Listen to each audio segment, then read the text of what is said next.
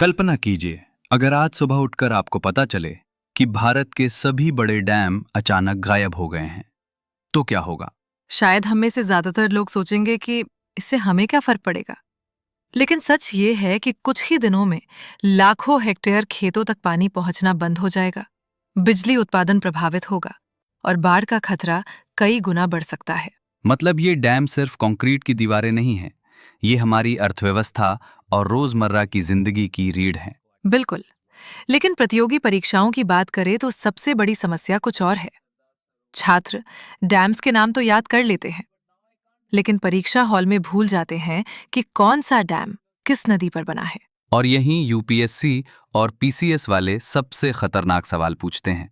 सही कहा। तो आज हम डैम्स को रटेंगे नहीं, बल्कि नदियों के साथ एक यात्रा करेंगे। तो हमारी यात्रा कहाँ से शुरू होती है? उत्तर पश्चिम भारत से, हिमालय की गोद से, और सबसे पहले मिलती है सतलुज नदी। और इसी पर बना है मशहूर भाखड़ा नांगल डैम। बिल्कुल। करीब 226 मीटर ऊंचा, इतना विशाल कि इसे देखकर लगता है जैसे कोई कृत्रिम पहाड़ सामने खड़ा हो। लेकिन इतना सारा पानी ये रोकता कैसे है? यही इसकी खासियत है। ये एक ग्रेविटी डैम है, यानी इसका अपना वजन ही पानी के दबाव को संतुलित करता है। लेकिन मैंने सुना है कि सबसे ज्यादा कंफ्यूजन किसी और नदी पर होता है। बिल्कुल, चिनाब नदी पर। क्यों? क्योंकि एक ही नदी पर कई परियोजनाएं हैं, बगलिहार, सलाल और दुलहस्ती।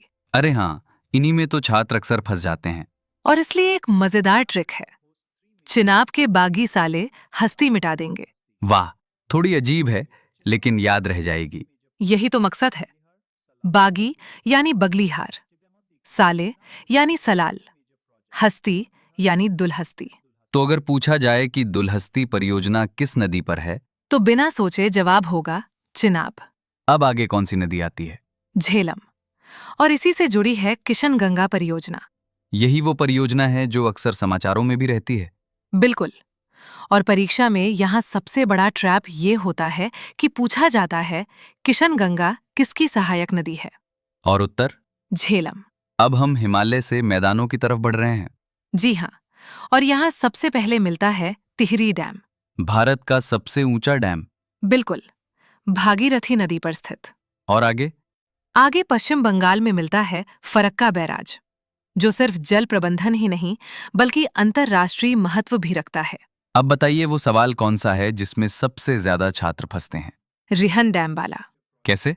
क्योंकि छात्र जानते हैं कि रिहन डैम रिहन नदी पर है, लेकिन यूपीएससी पूछता है रिहन नदी किसकी सहायक नदी है। ओह, यानी असली सवाल एक स्तर नीचे होता है। बिल्कुल। और सही उत्तर है सोन नदी। इसे याद कैसे रखें? रिहंद का बेटा सोन। अब कौन सी नदी? बेतवा।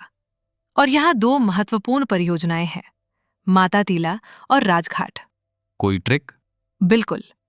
बेटी ने माता को राज बताया।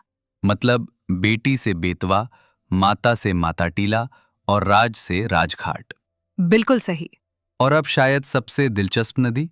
चंबल, बीहरों की नदी। और डाकुओं की कहानियों वाली नदी। सही कहा।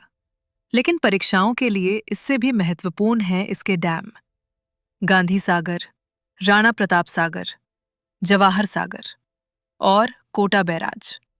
इतने सारे नाम कैसे याद रखें? एक मजेदार ट्रिक से। चंबल को राजा गांधी और जवाहर कोटा ले गया।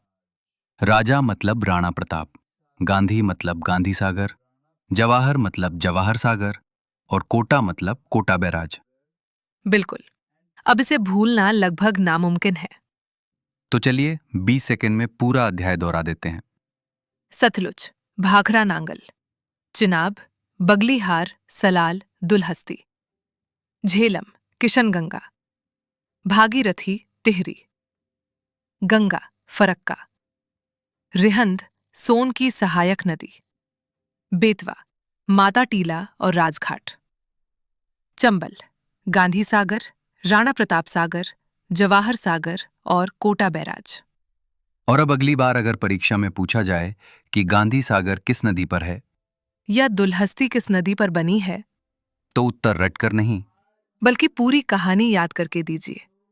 क्योंकि जियोग्राफी को याद रखने का सबसे आसान तरीका कहानी है।